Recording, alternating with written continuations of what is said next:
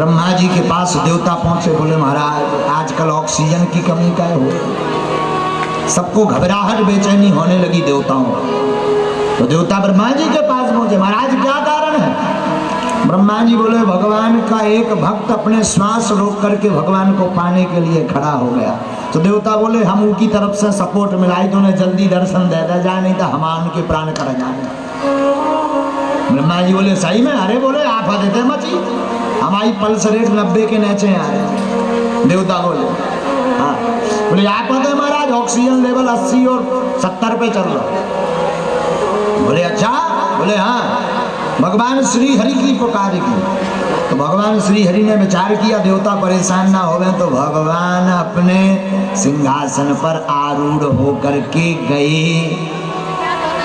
पहुंचे तो पुकारा अरे ओ बेटा ध्रुव उठो, पर ध्रुव जी नहीं उठे। भगवान समझ गए क्यों नहीं उठे, क्योंकि ये अंदर मन ही मन हमारे रूप रस सुधा को चख रहा, तो अब इसे बाह्य जगत से कोई मतलब नहीं है। तो भगवान ने जो अंदर स्वरूप दे रखा था उसे खींच लिया, और खींचा तो ध्रुव जी तड़फड़ाने लगे। ध्यान भगवतो रूपम नात्राक्षी तत् किंचना परम। चिल्लाने लगे ध्रुव जी, भगवान कहाँ गए, ठाकुर कहाँ गए। और जब आंख खोलकर देखा भगवान श्री हरि सामने ही खड़े, जय हो। ध्रुव जी ने देखो, बोले मैया ने कही थी भगवान की भक्ति करो, गुरुजी भी बोले भक्ति करो, पर जौनी बताओ भगवान मिले हैं सो करने का। अब ना तो पूजा जाने, नो मंत्रम नो यंत्रम, न मंत्र जानते न पूजा जानते और स्तुति भी नहीं जानते। अब करें क्या, भगवान सब जानते हैं, भगवान सबकी सब जानते हैं। अच्छा कई आदमी हमें मिले, बोले महाराज भगवान पे कह दीजिए हमारे ध्यान कर रहे हैं, लड़का को ब्याह नहीं हो रहा। काय भैया भगवान पगला, भगवान नहीं जाना था कि तुम्हारे लड़का को ब्याह नहीं हो। भगवान सब जानते हैं। जब तुम्हारे भीतर भी वो बैठे हैं तो क्या तुम्हारे भीतर की नहीं जानते, जानते हैं। आदमी का स्वभाव है कहने का, कहने और हम तो यही कहेंगे जो भगवान चराचर की जानते वो तुम्हारे मन की भी जानते हैं। तुम्हें भगवान से मांगना ना पड़े, इतना प्रेम करो कि भगवान बिन मांगे ही तुम्हें सब कुछ दे दे। भगवान समझ गए ध्रुव जी की ध्रुवता को, तो भगवान ने क्या किया कि अपना शंख लिया और ध्रुव जी के गालों से लगा दिया। और जैसे ही लगाया तो मूकम करोति वाचालम पंगुलं यते गिरियो इति कृपातम हम वंदे परमानंद माधव।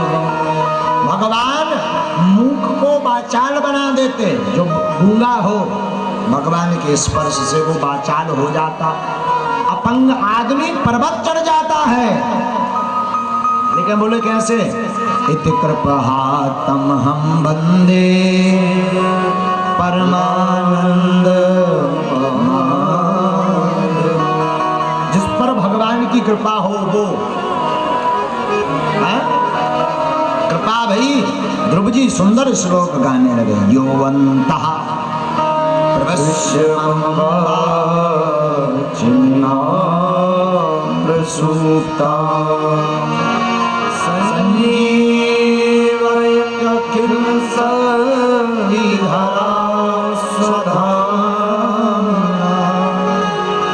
अन्याश्च हस्तचरण श्रवण प्रगादि नमो भगवते पुरुषाय तुभ्यं। दिव्य स्तुति की हे प्रभु, आपने ही मेरे अंतःकरण में प्रविष्ट होकर के मेरी सोई हुई वाणी को जगा दिया। प्रभु आप केवल वाणी के दाता नहीं है, वाणी भर को देने वाले नहीं हैं, अपितु अन्य इंद्रियों में भी जो शक्ति विद्यमान है वो आपकी ही कृपा से है।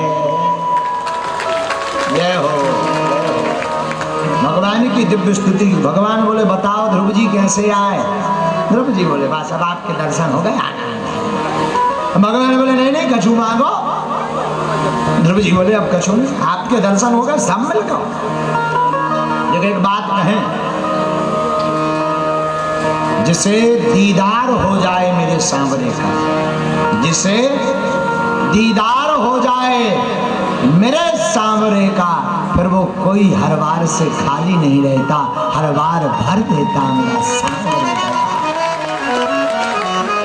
वो खाली नहीं रहता, हर दरबार में उसको भरता हुआ दिखाई पड़ता है, सब भरा हुआ मिलता है।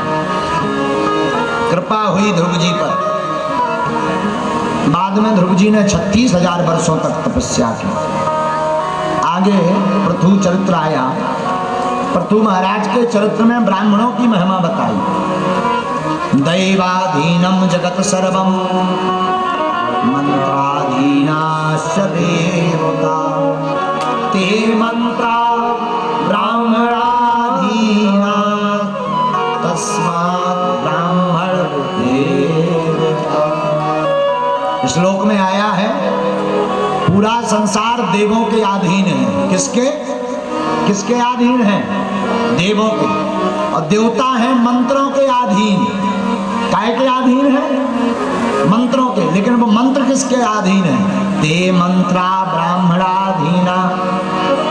ये सभी मंत्र ब्राह्मणों के अधीन है। इसलिए तो लिखा है तस्मात् ब्राह्मण देवता।